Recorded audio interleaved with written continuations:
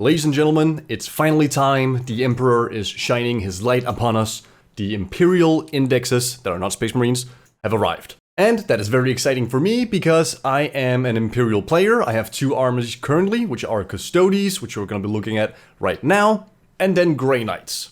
Now, Custodes are my favorite faction, and they're probably going to be the faction I'll spend most of my time playing in the first, season of 10th edition, so to speak. So I am very excited to be reading about them, and I'm probably going to be going quite in-depth with this one. It's a fairly short index because Forge World is a big part of Custodes, but that's only coming later on. But I will go pretty in-depth here because, as I said, Custodes is my army, and that's probably why I, want to go in-depth about it and take a look at all the things. Obviously, there's going to be things that I'm missing, but I'm not going to go through it as quickly as I've done with some of the other indexes. So, I hope you are ready to get into it. First of all, we have our army rule, which is Martial Kata. We've already seen this and I already talked about it, but basically in the fight phase, meaning both your fight phase and the enemy's fight phase, you can choose one of three stances. Captaris allows you to get -1 to be hit in melee, Dagatari gives you sustained hits, so exploding 6s, and Rendax gives you lethal hits, so 6s to hit auto wound. Or again, I keep saying 6s to hit, but actually it's a critical hit. Because we might have something where it's like critical hits are scored on 5s instead of 6s, or, whatever. These are all very good abilities. The way you probably want to be using this most of the time, unless you have fight first on something, is that you'll take Dagatari or Rendax when it's your fighting phase and you feel like you have the opportunity to kill something completely, and you'll take Captaris in your opponent's fighting phase. Again, unless you have fight first, then you might want to consider taking Dagatari or Rendax. But it mostly comes down to, can my Custodian guards, for example, kill this unit without taking sustained hits and lethal hits? If the answer is yes, then you just go Captaris. But if taking Rendax or Dagatari is the difference between killing the entire unit you're fighting or leaving 1 or 2 models alive, well then obviously taking Dagatari or Rendax is going to be better for you than taking Captaris. Then our detachment rule is unfortunately quite boring, but it's good. It's boring, but it's good. It's a 4-up feel no pain against mortal wounds. There's a lot of devastating wounds in the game as far as we've seen with all the other index. And let's not talk about Deathwatch and their supposedly crazy amount of mortal wounds they can put out for fairly easy. A 4-up is not going to help you against 126 mortal wounds, but it's going to help you against the occasional mortal wounds. And then we have the Stratagems. Starting off with Slayers of Nightmares. You can use this in your fight phase, and until the end of the phase, each time a model in your unit makes an attack that targets a monster or a vehicle unit, add 1 to the wound roll. This is actually the exact same as it was in 9th edition in terms of what it gives you. In 9th edition, it was if you were fighting something that was higher toughness than yourself. Very cool thing to notice is that you can use this on any Adeptus Custodes unit, not just infantry. So perhaps our Dreadnoughts will be able to wound monsters and vehicles on 2s. And then, realistically, you can get your Custodian Guard to wound something on 4s rather than 5s, so that's a very good stratagem to have. Gives us some anti-monster vehicle power without giving it directly to any of our weapons. If that is the case, we don't know yet, I haven't looked at the datasheets. I should probably just mention that. This is my first time looking at any of this, so you're getting my unbiased opinion right away. Okay, then we also have Unwavering Sentinels. This is 2 command points, also in the fight phase. You choose one Adeptus Custodes unit from your army, excluding Anathema Psychana, that is within range of an objective marker. Until the end of the phase, your unit has the Fight First ability. Now that's what I'm talking about. 2 CP for Fight First, it is expensive. But this allows you to not just interrupt, because in some ways you might think, oh wait, why don't I just use the Interrupt ability? Well, the Interrupt ability only works after an enemy unit has fought. This works before anyone has fought. So if someone charges you and you're on an objective, and you want to make sure that you punch them before they punch you, you can pop this stratagem. Because fight first is now the non-active player's priority. So that's amazing stratagem. 2 CP is obviously expensive, but very good. Very, very strong. Then we have Avenge the Fallen, 1 Adeptus Custodes unit in the fight phase that is below its starting strength. Until the end of the phase, add 1 to the attack characteristic of melee weapons equipped by models in that unit. If the unit is below half strength, add 2. I think this is the exact same as Avenge the Fallen in 9th edition. I'm trying to rack my brain if there's any difference. No, I believe it's the exact same thing. If you've lost 1 model, every other model gets +1 attack. And if you've lost half or more of your models, then everyone gets +2 attacks. One cool thing that works here is that half strength on characters are defined as losing 1 or more wounds. Or sorry, rather below starting strength is 1 wound or more taken on a character. So if you really wanted to, this could just be 1 CP plus 1 attack on a character. Probably not that impactful, but if you need that 1 extra attack to try and make sure something dies, then that's probably okay. Then there's Arcane Genetic Alchemy. This was transhuman in 9th edition. I have not read what it says yet, but if it's transhuman again, then we're eating good. Your opponent's shooting phase or the fight phase just after an enemy unit has selected its targets, one Adeptus Custodes infantry unit from your army. Until the end of the phase, each time an attack is allocated to a model in your unit, subtract 1 from the damage characteristic. Okay, so it's not transhuman, but it's -1 damage. That might be very, very good, because Custodes start at 3 wounds and then go up. So 2 damage weapons is like the preferred way of dealing with Custodes, at least in like 10th edition. It looks like most weapons have damage 2 and then a few have damage 3. But it's only a rare amount of weapons that are damage 3. The rest are like damage D3 or damage D6 plus 1. So subtracting 1 from damage is pretty huge for Custodes. Once again, 2 CP, very expensive, but also potentially very, very strong. Then we have Vigil Unending. This is the one we've already seen. Basically, you can revive 1 Custodes infantry unit, or sorry, a model, but you can only use it once per unit in the battle. So no, you can't just keep regenerating Terminators in the same unit. Still, it's very good. We don't know points yet, but in 9th edition, the cheapest Custodian model is 45 points. So if you were to spend this command point every single turn, then you would bring back 5 Custodian models, which is 540 points. Wait, no, math is hard. 240 points, which is still good. It's basically saying if you use the stratagem every single time, then your army is 2,250 points rather than 2,000 points. And you can also use it on something more expensive. Terminator's probably going to be more expensive than your Custodian guards. So yeah, just regenerating 1 Custodian model to your army is quite value. Now, you can only use it in your command phase, so no shenanigans about making sure your unit doesn't die by reviving something or other things like that. Still quite good. And then finally, we have Sworn Guardians. In your movement phase, 1 Adeptus Custodes unit from your army, but not Sisters of Silence, within range of an objective marker you control. That objective marker remains under your control, so sticky objectives. Okay, that one is fine. The issue being that you have to use it in your movement phase. I mean, that's nice. If you want something that's like, okay, these guys are holding an objective, but I actually want them to go forward and charge something, then you can do that. However, if you're getting shot off of an objective, like someone is shooting you and all your models are dying, then you don't get that ability. Now, something you could do, which is a little bit silly, but I just thought about it. Let's say you have a Custodian guard unit standing on an objective. Then in your movement phase, you use this stratagem, and you just leave your Custodian guard units on that objective. Because if they then get shot off the objective, well, then you still control the objective until your opponent touches it. So it does kind of work in the way I just described, with you can use it in your movement phase. Then the next turn, if those models get shot off by something, then you still control the objective. It's just that you have to use it in your movement phase, so you cannot use it as a reaction to what your opponent is doing, but rather as a preemptive measure. Okay, those are the stratagems. They all look pretty solid. Slayers of Nightmare is great. Avenge the Fallen is fine, depending on how big unit models, how many models you take in a unit. Unwavering Sentinels is great. Arcane Genetic Alchemy is great. Vigil Unending is great. Sworn Guardians are okay. Solid stratagems. Now let's take a look at the enhancements. Okay, well, we have none of the very well-known from 9th edition, at least when I'm looking at the names. Unstoppable Destroyer was the Terminator Captain upgrade, which allowed him to consolidate and pile in any direction. But let's see what this does now. Okay, so it's Adeptus Custodes models only. Each time the bearer ends a charge move, select 1 enemy unit within engagement range of the bearer and roll 1d6. On a 2 to 5, that enemy unit suffers d3 mortal wounds. On a 6, that enemy unit suffers 3 mortal wounds.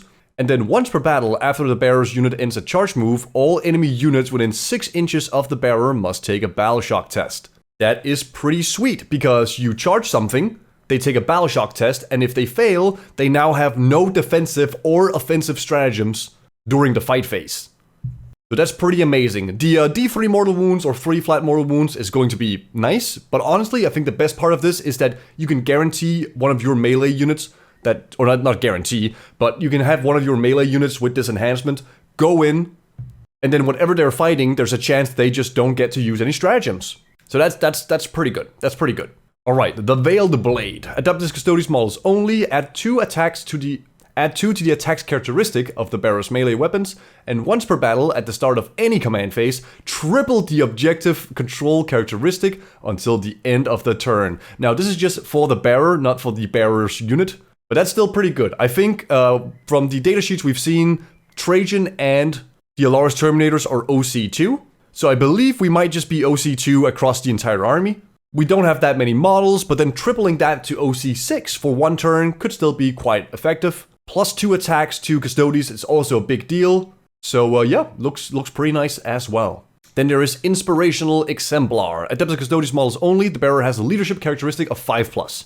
Now I'm gonna be real with you, I was a bit like, Trajan has a 6-up leadership. That seems a little bit silly. And then Black Templars can get a 5-up leadership army-wide with one of their vows, I believe. So I was a bit like, yeah, that's kind of weird, but they want Battle Shock to matter in the game, and giving something a 5-up leadership kinda makes them immune, not totally, but it's okay. But you can take this enhancement, and then whatever is carrying it does have a 5+ leadership, so that's okay. And then once per battle at the start of any phase, you can select one friendly Adeptus Custodes unit that is battle shocked, and within 12 inches, that unit is no longer battle shocked.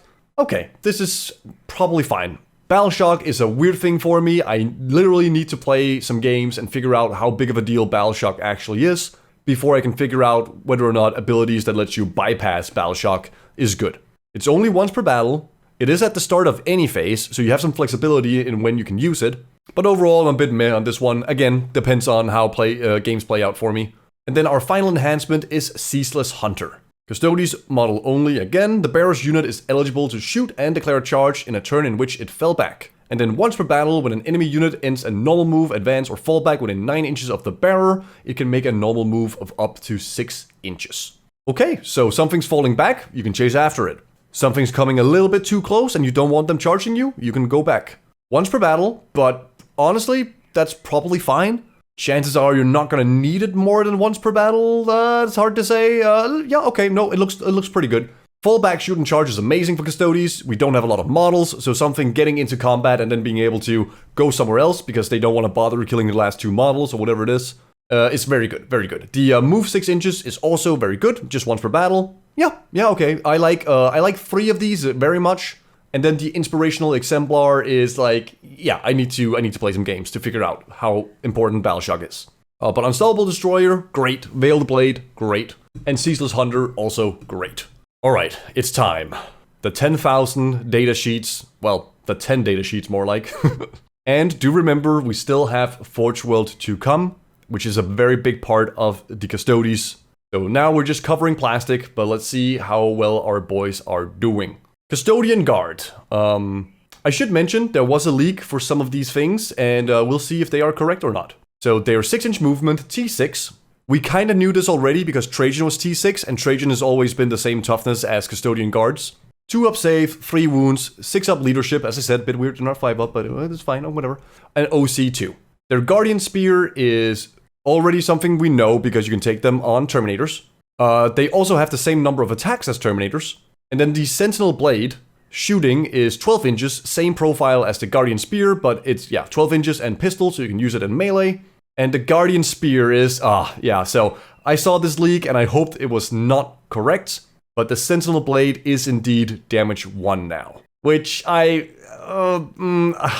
kinda get it because the Presidium Shield now gives you +1 wound. So you do get 4 wounds on Custodian Guards, but it just feels a little bit silly that our Mastercrafted Power Swords are worse than Space Marine Mastercrafted Power Swords.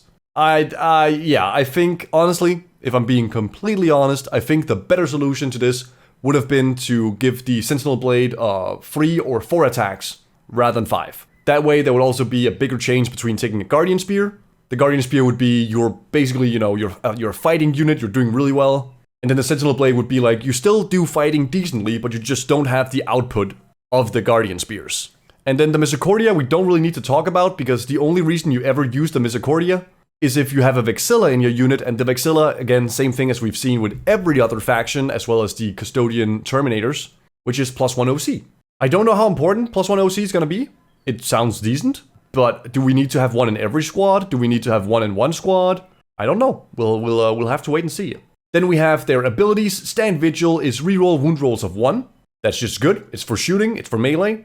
And then if you're fighting on something, on an objective marker you control, you reroll the entire wound roll. So you do need to control it to get that bonus, and you know, the Vexilla giving +1 OC can help guarantee that. If you take a minimum size squad of Custodian guards, you'll be OC 6, because, well, assuming, well, we can see here.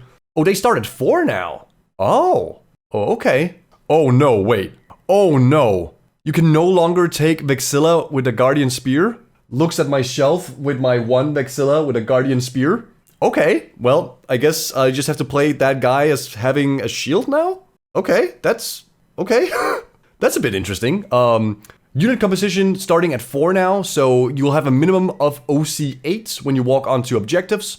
That will not be enough if you're fighting, let's say, Space Marines, because they're OC 2 on basically all their objective holding units. But it will be enough if you're walking up to an objective and they have Terminators, or like non-objective controlling holding units.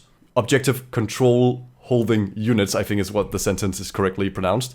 Okay, that's a bit interesting. Okay, starting at 4 now rather than 3, and then you can no longer take Vexilla and Guardian Spear. Yeah, okay, my guy with a Vexilla and Guardian Spear is not a legal model anymore. I'm probably not gonna remodel him or anything unless I go to a tournament where they're like, no, he needs to have the shield on. I'm just gonna say he has the shield. That's it. Okay, cool. Thanks for playing. All right, very good. They're also battle line, so we kind of just assumed they were going to be battle line. So all right, very cool. Starting at 4 models is actually a bigger change than you might think, depending on points, because there's still like 45 points per model. Then all of a sudden you need to invest more points into your battle line troops, but they're also quite a bit better than they were in 9th edition. There were only 3 attacks in 9th edition. There are now 5 attacks with the spear. So that's honestly pretty damn solid. Okay, Custodian Guards, nice. Completely glanced over the fact that they also have Deep Strike now. Trajan also had Deep Strike. If I'm gonna take a guess, all infantry units at the very least have Deep Strike. Maybe our bikes also get Deep Strike. We'll have to wait and see. Alright, Custodian Wardens are basically the same as Custodian Guards now, it looks like. We've also seen a leak from this. Ability-wise, they have some different things, but profile-wise, they are the exact same. In 9th edition, they came with a 6-up Feel No Pain, as well as having +1 attack compared to the Custodian Guard. But yeah, weapon-wise, they're the exact same. They can take axes, which Custodian Guards cannot do. However, axes are just not good. Just don't take axes. Currently, just don't take axes. Take spears. And then for their abilities, they have Resolute Will. While a character is leading this unit, each time an attack targets this unit, if the strength characteristic of that attack is greater than the toughness characteristic of this unit, subtract 1 from the wound roll. So they have -1 to wound whenever you're over strength 6. So if you're strength 7, 8, 9, whatever, it's -1 to wound. So they can never be hurt on anything better than a 3+, which is very good. And then once per battle at the start of any phase, this unit can use this ability. If it does so until the end of the phase, models in this unit have the Feel No Pain 4+ ability. Extremely powerful, just once per game, but once per game is maybe all you need. If we look at the unit composition, it's 3 to 6 max now. It used to be 10 in 9th edition. So in that way, they are nerfed. And it looks like one model can be equipped with 1 Vexilla. So it looks like these guys are able to take the Vexilla and Guardian Spear, or even a Vexilla and Guardian Axe. It doesn't quite say it, because it just says any number of models can have their Guardian Spear replaced with 1 Castellan Axe, or it says it can be equipped with 1 Vexilla. But it doesn't say replace the Guardian Spear with the Vexilla. So I guess my guy with the Vexilla and a Spear, he's just a Custodian Warden now. He's not a Custodian Guard anymore. Okay, that's cool, yeah. So that gives some differentiate between the Custodian Wardens and Custodian Guards, not only in terms of ability, but also the unit size and their loadout options. Custodian Wardens are a bit more rare, not rare, what's the word I'm looking for? They're just like, kind of like highest honor sort of situation, so it makes sense that they can have the Spear and the Vexilla, whereas the normal guard can only take the Vexilla but not the Spear. And you take 3 to 6 of them, so 6 of these guys with a leader rolling up somewhere on the middle of the board with a 4-up invulnerable save, a 2-up save, T6, -1 to wound, and then once per battle, 4-up Feel No Pain. Yeah, I feel like you can pretty confidently take these guys with a leader and just yeet them up the board, and then that one turn where the enemy just shoots everything at them, you can probably survive a lot of it. Okay, Custodian Wardens looking good. I forgot to mention the ability of the Custodian Guards here. Once per battle, they can shoot twice, which is good. It's good. Next, we have the Allarus Custodians. We've already seen these guys and talked about them. They look great. T7, they did go down to movement 5. That's probably fine. they get reroll wound rolls against characters, monsters, and vehicles. You can combo that with the Slayer of Nightmares stratagem to get +1 to wound against monsters and vehicles. So you're probably wounding most vehicles on 5s, then go to 4s, and then re-rolling. Super solid. And then once per battle, at the end of your opponent's turn, you can pick them up if they're not in engagement range, and then put them back down again in your next turn. You can give them a Vexilla for +1 OC. And yeah, you can replace their melee weapon with a Vexilla and a Miscoria if you wish. You have the choice between axes or Guardian Spears. Take the Guardian Spear. The axes are just they're not good. They're not good. Even after looking at the stratagems, they're not good. It doesn't make sense. So yeah, that's the Allarus Custodians. We already knew mostly about those guys. The Vertus Praetors, and it looks like the leak was true. So the Vertus Praetors are no longer our best unit in the book. I'm gonna go out on a whim and say that. Because they're down 2-inch movement. They are T6 like they were in 9th edition, which means they stayed the same toughness and are now the same toughness as Wardens and Custodian guards, which is, that's weird. Still 2-up save, but they went down to 4 wounds. They were 5 wounds in 9th edition. They are OC too, so I mean, that's something. And then their salvo launcher has been, well, it's not been gutted, but it's flat 3 damage now. It was D3 plus 3. Again, we're seeing things going down in damage. It used to be AP4, is now AP2. And then the Vertus Hurricane Bolter is only 18-inch range for some reason.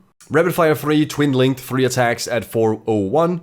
And unless it says here on the datasheet card that they have 2, nope, it just says 1 Vertus Hurricane Bolter. Okay, so yep, that's also just a nerf shooting-wise from 9th edition. Sorry about that, I keep interrupting myself because I have to cough. The Interceptor Lance is the exact same as it was in 9th edition, except it lost 1 AP, and you gained +1 attack. It doesn't have +1 to wound as an ability anymore, but it has Lance, which is +1 to wound on the charge. So it's mostly the same, a slight buff there, or slight nerf, depending on how you look at AP, but still very good, still very solid. Then their ability is they can just auto-advance 6, or add 6 to their advance, automatically. They don't have to roll for it. So they go 18 inches, that's fine. Their once per battle ability is that when they make an advance move, you can select one enemy unit, excluding monsters and vehicles, that this unit moved over, and then roll 1d6 for each model in this unit. For each 2+, that enemy unit suffers 2 mortal wounds. And you can take a maximum of 6 in a unit. So in theory, 6 of these guys advancing over something, you roll 6 dice on a 2+, that's 2 mortal wounds for each of them. You have 6 dice on average, 5 of those will be 2+, that's 10 mortal wounds. That's not bad. That's quite decent. The downside being you have to do an advance move, so you're not able to charge or shoot after doing so. So yeah, that's fine, that's okay, but in general, Vertus Praetors are down. I still think they are a very good melee unit, but they are no longer the, well, just quite frankly, best unit in the book like they were in 9th edition. In 9th edition, they just did everything, they moved well, they were tough, they had a lot of wounds, they had good anti-tank shooting, they had good melee, they were just great. They're just really good. As I said, still think they're very good, but not nearly as must-have all-inclusive as they were in 9th edition, which is probably fair. One thing I will say about Vertus Praetors is that depending on the Venatari, which is our jump pack infantry from Forge World, depending on how Venatari looks, Vertus Praetors and Venatari might be competing for the same role, because we've seen other jump pack units are also movement 12, and since all our infantry is assumingly T6 now, then the only real difference between the Vertus Praetor and the Venatari will be that the Vertus Praetors have 1 more wound and most likely better anti-elite shooting with salvo launchers. And then melee is going to be probably slightly in the favor of the Vertus Praetor because it's strength 7 with lance. But again, we don't know how Venatari is looking, we don't know points cost. However, those 2 units are going to be competing for the same role as our fast attack melee unit. So that'll be quite exciting to see how that turns out. Next up we have the Prosecutors. We've already seen these girls. They basically do nothing except against Psychers, where they do, honestly, quite decently. They get precision and devastating wounds, and they have the Feel No Pain free up ability against psychic attacks. Do keep in mind they also get the 4-up Feel No Pain against mortals, because they have the faction keyword Adeptus Custodes. You can take up to 10, yep, same as they were in 9th edition. The Vigilators, we've seen their Executioner Greatblade. This is gonna be amazing against Psychers specifically, so Grey Knights and Thousand Sons, watch out. And then their ability is also the Feel No Pain free plus against psychic attacks, but instead of having the precision and devastating wounds against a Psyker, they get -1 to be hit in melee. Okay, that's also fine. Vigilators were never played in 9th edition because they were just, why would I ever pay 50 points for Vigilators if I can just get 1 Custodes, because 1 Custodes on average will do more and survive better. But now if you want some anti-psyker threat, then yeah, these girls can do some things. Same as before, can take up to 10 of them in a squad, looks good. And here we have the Witch Seekers. The Witch Seekers saw a little bit of play here towards the end of 9th edition because of their scout move. Looks like they still have that. Their flamers are decent, just 12-inch ignored cover, torrent, d6, 4, 0, 1. There was a stratagem in 9th edition to give them +1 strength, and I also believe it was AP 1, but I'm not entirely sure on that one. They still have the feel no pain against psychic attacks, and then their Sanctified Flames ability allows them to each time this unit shoots, after it has shot, select 1 or more, then must take a battle shock. So it's most like many other flamer units. They shoot something, that thing has to take a battle shock test. They pre-game move 6 inches, so you can put them in a Rhino and put that out on objective. Yeah, they look fine. They look fine. And you can take up to 10 of them, exactly the same as they were in 9th edition. Now we have the generic Shield Captain. He is 6-inch movement, T6, 2-up save, 6 wounds. You know what? Screw it. I'll open up Wahapedia. Custodes, I need to compare. I believe they might have been 7 wounds in 9th edition. Datasheets, Shield Captain. They were indeed 7 wounds in 9th edition, so they've gone up +1 toughness, but gone down in wounds. Leadership 6, 2-up OC, can take Axe, Guardian Spear, or Sentinel Blade. They get 6 attacks, but still hitting on 3s. I was kind of hoping that the Axes would be better on Captains, and they are. They get +2 attacks, but they're still hitting on 3s, which is still bad. Still really bad. So yeah, I think the way to go with Shield Captains looks to be the Guardian Spear. Custodes index is the Guardian Spear of the book. And that's fine. That's okay. He has Deep Strike, and then he has Master of the Stances. At the start of the fight phase, select 1 Kata stance until the end of the phase. That stance is active for the smaller unit in addition to the one that is active. Once per battle at the start of the fight phase, all stances are active for the smallest unit until the end of the phase. That's awesome. That's amazing. So when I was talking about before the whole, oh, do I need to think about, can I kill this unit without taking sustained hits or lethal hits? And then still have the -1 in case I fail? Well, with this guy, you just get the effect of 2 at every turn. So that's great. And then his Strategic Mastery, once per battle round, you can select 1 model from your army with this ability. That model's unit can be targeted with a stratagem for 0 command points, even if that stratagem has already targeted another unit from your army this phase. I love this in combination with the Fight First ability. Excuse me. Because you have 1 unit on an objective without a leader. That unit gets charged. Okay, you pop 2 CP and you get Fight First. Amazing. And then with the other unit being led by the Shield Captain, you use it for free, and then they also get... Oh wait, that doesn't work, because Fight First is still alternating. It's just alternating with the non-active player first. So having 2 Fight First unit is not gonna matter too much. Okay, but I mean... No, so I guess that just doesn't work. But I guess you can bring back 2 models in the same command phase if you wanted to do that. Revive a model stratagem, or you can give them -1 damage. Those are both good. Those are both good. Okay. Yeah, you can also give him a Presidium Shield, and then he gets +1 wound, but he has to take a Sentinel Blade, and we don't want to have the Sentinel Blade, I don't think so.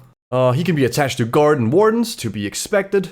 Funnily enough, it says here the Guardian Spear can replace with the Sentinel Blade, but he doesn't have to take the Presidium Shield with the Sentinel Blade, but why wouldn't he? Because the Misericordia is not extra attacks. He can't even take a Misericordia. Why would he not take the Presidium Shield alongside the Sentinel Blade? There's no downside to not taking the shield. Am I missing something obvious here? No. Okay, that's just weird. Funny enough, he's modeled with a Misericordia. He can't even equip one. What the hell, GW? What the hell? Alright, now we have the Blade Champion. This guy was also leaked, and it looks like all of his rules were correct. So, he still has his swords. And either, I never got this right, does he have 3 different swords, or does he have 3 different fighting styles with his sword? I'm not sure. Whichever case it is.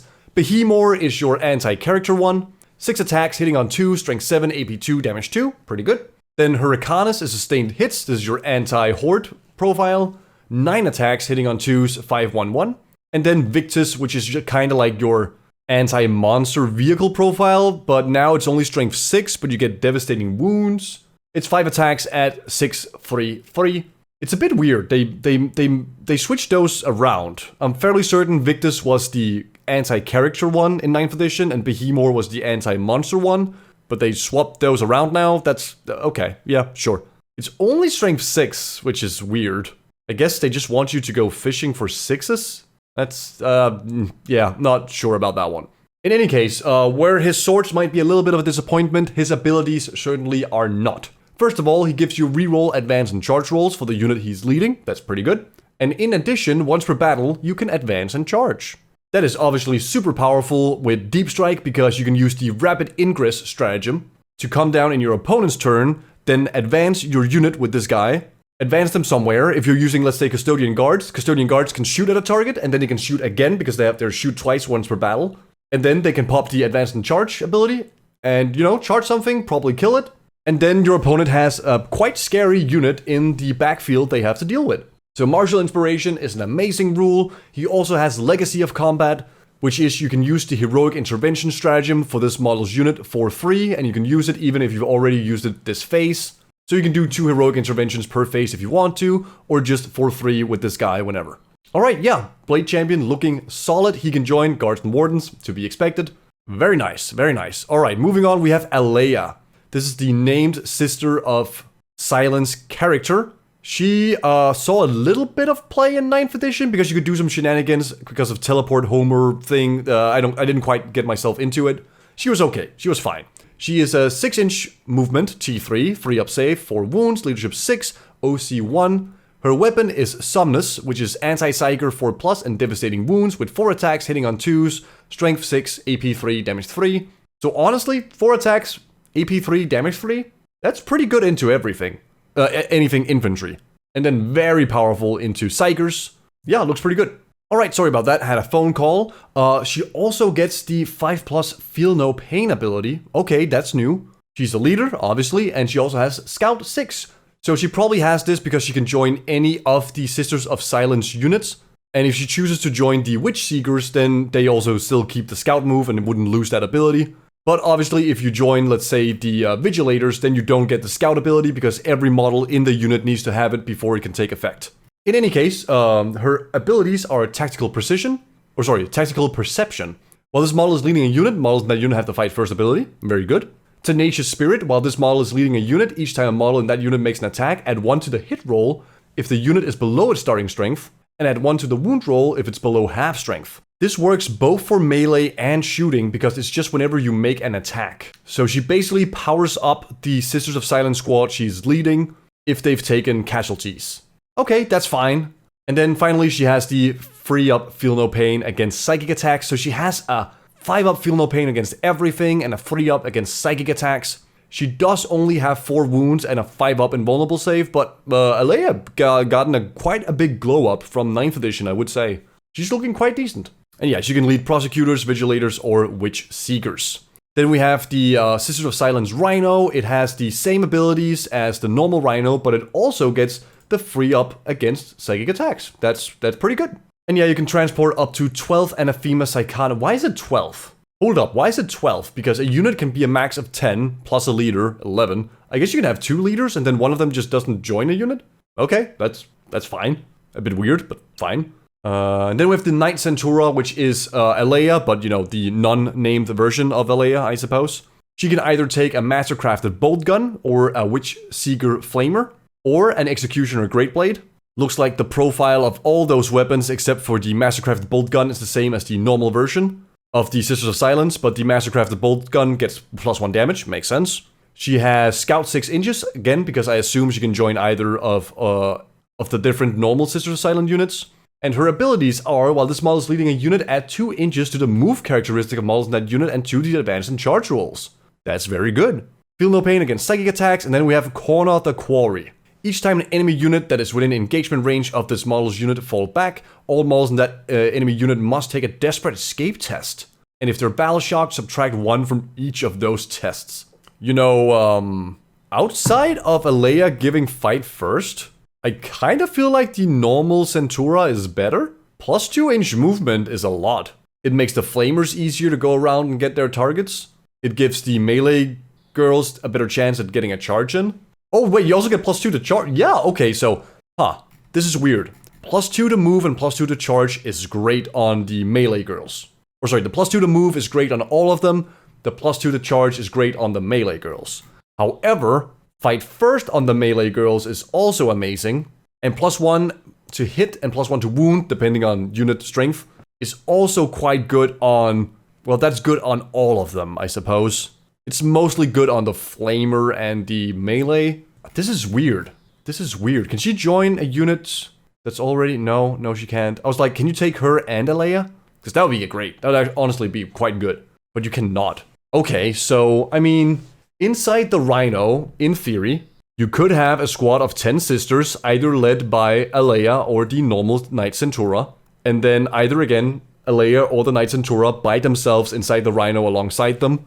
I don't know if you want to do that, but you could do it. Honestly, I'm a bit unsure. I think, no, it's actually really hard. It's actually really hard for me to decide if you had a, I'm thinking about the sword girls, right? The melee girls. I'm thinking if you have the melee girls, they're gonna die very easily to most anything because they're just a 3-up save with a 3-up armor.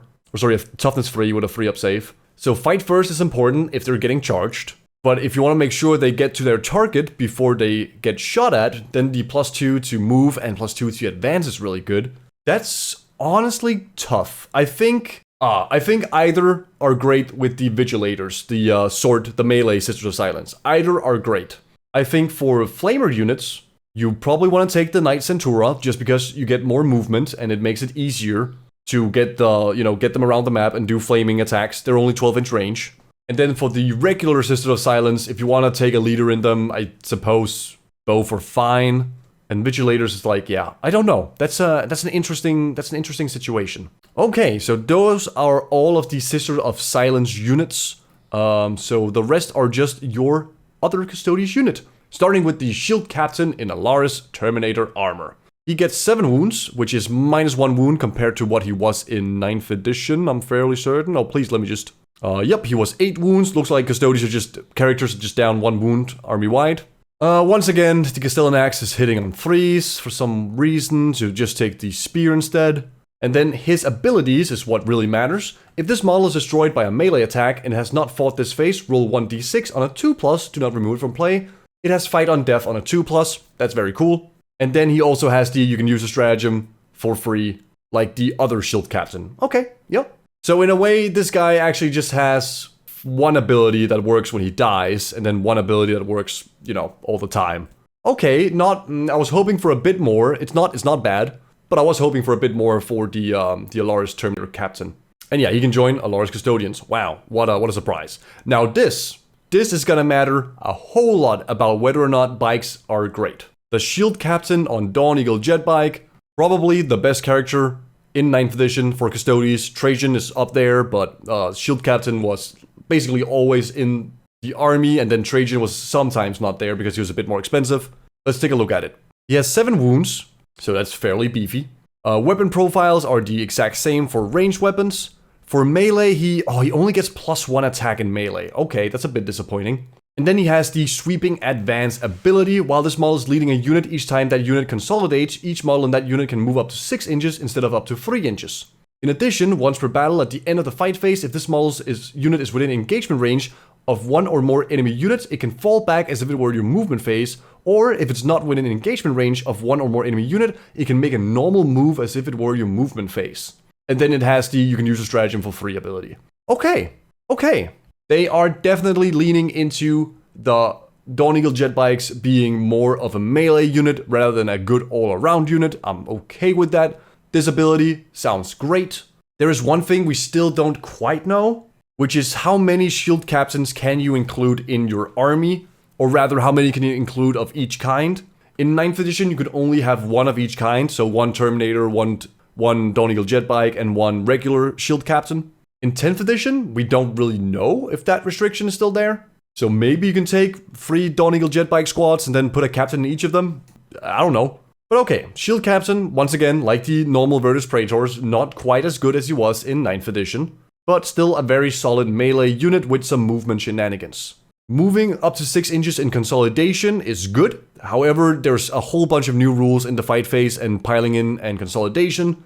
So I believe the way consolidation works now is that you can't do it unless you end up on an objective marker or in engagement range with an enemy unit. So it's not like you just get 6 inches normal move. But you can get a normal move of 12 inches once per game if you're not in engagement range, which could be very good. You could, in theory, charge something, kill it, and then move behind terrain. Okay, yeah, not bad at all. Not bad at all, just not as amazing as they were in 9th edition, which is probably fine. And you can join Vertus Praetors, who would have thought. Trajan Valoris, we've already talked about him in the other video I made about Custodes, the faction focus. He looks great, he looks fine, he can join guards and wardens as to be expected. Then we have Valerian, he is the named shield captain, I believe. Yeah, he's a shield captain, so a named shield captain alongside with Aleya, they come in the same box. We have Gnosis, which is the same as a Guardian Spear, but +1 attack. And then in melee, it is +1 strength, +1 AP, compared to a normal shield captain's Guardian Spear. So pretty solid. He has a 6-up Feel No Pain built in. He also has the Golden Laurels ability, which is while this model is leading a unit, each time a melee attack targets that unit, worsen the armor pen by 1. He gives out Armor of Contempt. That is good. That's very good. And then once per battle round, you can reroll 1 hit roll, 1 wound roll, or 1 saving throw made for this model. In addition, once per battle, after making a hit roll, wound roll, or saving throw, you can change the result to an unmodified 6. So his reroll was the same as it was in 9th edition, but now he can also do it once per battle, change to a 6. So yeah, upgrade for Valerian. He did have Transhuman built in before, but it looks like they're just getting rid of Transhuman like across the board. So losing that is fine, he gets a 6-up Feel No Pain instead. And he can join guards and wardens. I thought it would have been a bit funny if you could take Valerian and Aleya, because they're kind of a pair, they're in the same books. So it could be funny if there was like a rule where it was like, you can take Valerian and Aleya and leading in any one unit, but okay, that's fine. That was probably going to be too much with Fight First and all those things. But it would be fun, it would be. Then we have the Venerable Contemptor Dreadnought, the only plastic Dreadnought available to Custodes. And it's movement 6, which is the same as the other Space Marine Dreadnoughts. It's movement 9 in 9th edition, if I'm not wrong.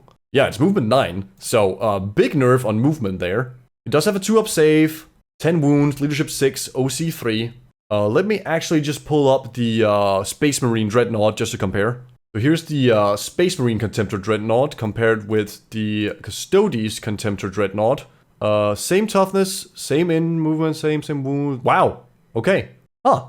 That's a bit disappointing. Okay. Well, let's look at the abilities.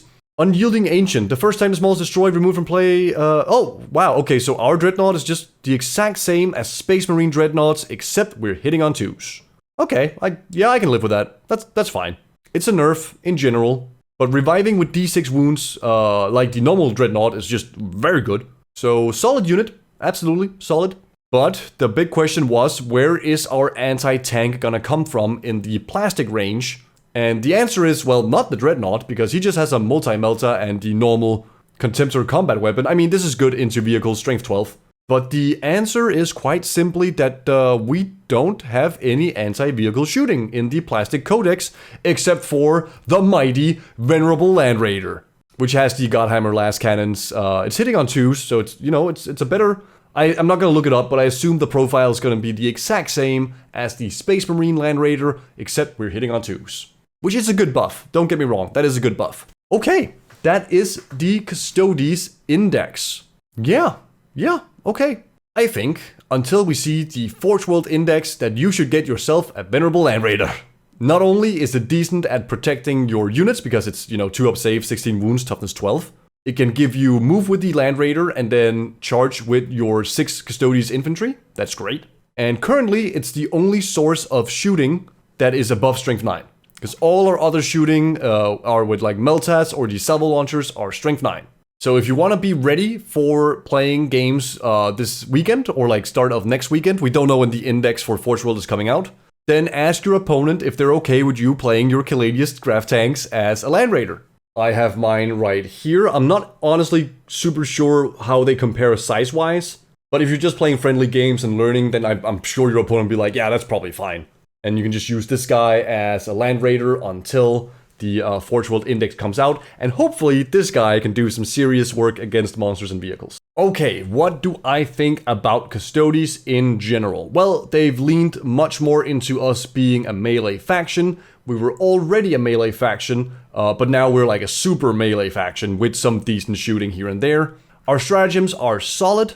You do have a little bit of anti-vehicle melee specifically, because you can only use this in the fight phase.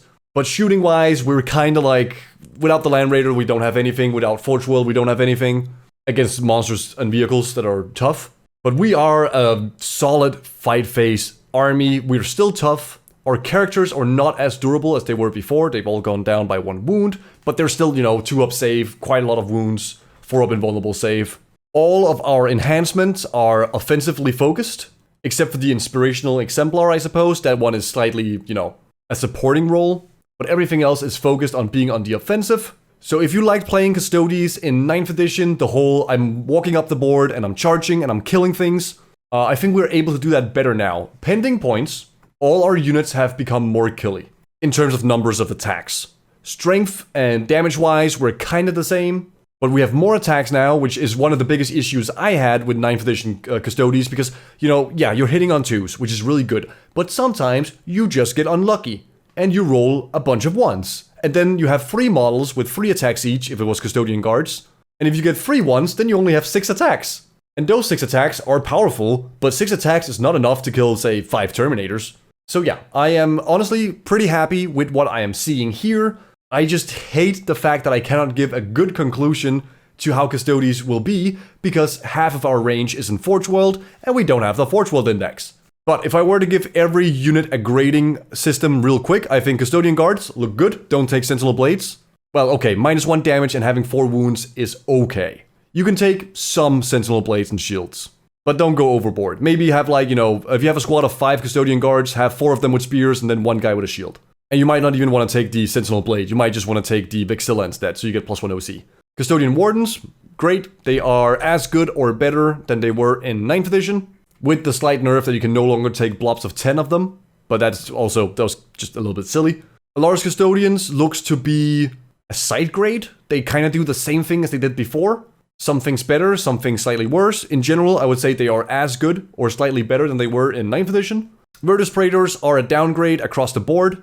That does not mean that they're not good at melee. They're still good at melee, but they're no longer the be-all, end-all unit of our codex. Prosecutors, they're prosecutors. They do what they do. In 9th edition, you took them because they OPSEC and they were cheap. They're OC2 now. They still die to absolutely everything. They do some damage against Tigers. They're fine. Vigilators, honestly, looking like a decent melee option, depending on how points costly they are. Witch Seekers, great scout unit, can do some battle shock shenanigans. Love it. Shield Captain looks great. Don't take the Sentinel Blade. His ability to have multiple kata stances active is probably, honestly, one of the best abilities in the book. Because you just get the best of everything. You get -1 to be hit, or exploding 6s, and lethal hits. All of those things. That's great. That's amazing. Blade Champion, amazing. Advance and Charge is so good when all our shooting weapons are now Assault. That's another big thing to note. Our melee weapons used to be Rapid Fire. Instead, they're just Assault now, with 2 attacks built in. That's a great buff. Aleya, well, she's definitely better than she was before, in my opinion. The Rhino is a Rhino. The Knight Centura also looks quite good. She could do a thing in 9th edition where she took away OPSEC from things within 3 inches of her. She cannot do that anymore, but she still has some shenanigans in melee about falling back, so that's also a thing. Shield Captain in Terminator armor is a little bit of a disappointment. He's probably not better or worse than he was in 9th edition, but his effect only being fight on death, basically, is a little bit eh. Because, he's leading a unit, but his effect only works when the entire unit dies. That's just eh. If it was the entire unit got fight on death on a 2+, then we would be talking. But instead, it's just when this model is destroyed. So yeah, I think Shield Captain in Terminator's armor, he didn't win this one. He didn't win this one. Shield Captain on Dawn Eagle Jetbike is so different from 9th edition that I don't really know what to say about him. Probably still pretty good. Again, not as all-inclusive as he was in 9th edition. Trajan Valoris, still good, still great. Valyrian, also good. And Venerable Conceptor Dreadnought, well, I mean, it gets back on a 2+. That's pretty fucking good. Oh wait, does the Space Marine Dreadnought also come back on a 2+, or is that like on a 3+? Nope, that also comes back on 2+. Okay, so we are literally just a Space Marine Dreadnought that's hitting on 2s. That's fine. And the Venerable Land Raider also hitting on 2s, and is our only source of anti-tank shooting, but also it can move, and then the units that jump out can charge afterwards, so that's just a big upgrade. But that's just the Land Raider in general, that's not our Land Raider. And that is it. Okay, so, talk through it all. Let's do one last pass looking at the enhancements and what unit you probably want to throw this on. So the Unstoppable Destroyer, you probably want to go and give to the Shield Captain, not the Shield Captain, the Blade Champion. Because of his advance and charge, there's a good chance that you have a better option at getting those mortals out. And the once per battle shock test could mean that your unit is just completely untouched because there's no defensive stratagems or offensive stratagems for the opponent if the battle shock fails. So Unstoppable Destroyer I would probably put on the Blade Champion, Veiled Blade, +2 attacks, and triple the OC of the unit. This can honestly go on any of them. I'm thinking in my head that it might be able to do some shenanigans with the Vertus Praetors Shield Captain, so he gets to 8 attacks. And then if he's not in engagement range with anyone, his unit can make a 12-inch move onto an objective, and then you can triple his OC, and now all of a sudden you might actually steal that objective for whatever is standing on that. That might be a thing. Inspirational Exemplar, again, depends on Battle Shock. How important is Battle Shock? How often will Battle Shock happen? But give it to anything that's, you know, like at the center of your army. So probably just a regular Shield Captain. And then Ceaseless Hunter is also pretty good on the Vertus Praetor Captain or the Blade Champion. Maybe even Terminators Captain, because Terminators are 5-inch movement, so they are fairly slow. So being able to fall back, shoot, and charge will matter a lot for those guys. And they can make a 6-inch move after an enemy unit ends their move or fall back within 9 inches of them. So honestly, yeah, Ceaseless Hunter, probably also pretty damn good on a Terminator Captain leading a squad of Terminators so they can move around a bit more. It is worth noting that both Arcane Genetic Alchemy, so -1 damage, as well as Revive a Model is only for infantry. The rest can be used army-wide on Adeptus Custodes units, except for Scissors of Silence. Oh wait, actually, Slayers of Nightmares works on Scissors of Silence, because they have the Adeptus Custodes keyword. That's kind of funny.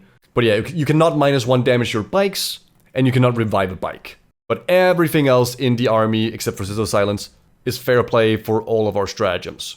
Pretty damn solid, I would say. Some people have been dooming and glooming ever since the leak of the Vertus Praetor came out. I didn't think it was that big of a deal, because they simply, I've said it like 5 times during this video, they were just good at everything in 9th edition. They were good at shooting, they were good at moving, they were good at fighting, they were tough to kill, they were too good. They were too good. Let's accept it. They were too good. And now they are fine at shooting. They have some okay anti-infantry or okay anti-elite shooting, and then they're great at melee. Overall, I still think Custodes will be great, but we are still waiting on the points cost, which is rumored to be coming on Friday. And then finally, we also have to wait for the Forge World Index, which plays a huge part in our army strength. That is all I have for now, guys. I hope you've enjoyed this video. If you have, feel free to hit the like button or subscribe. I'm going to be doing a bunch more Custodes content. It is my favorite faction. And then there's also a Discord server. If you are new to the game and have questions about Custodes or just Warhammer in general, feel free to join that one. And I'll see you in the next one, which will be all about the Grey Knights. Alright, take care everybody, and I hope you have a wonderful time until I see you again.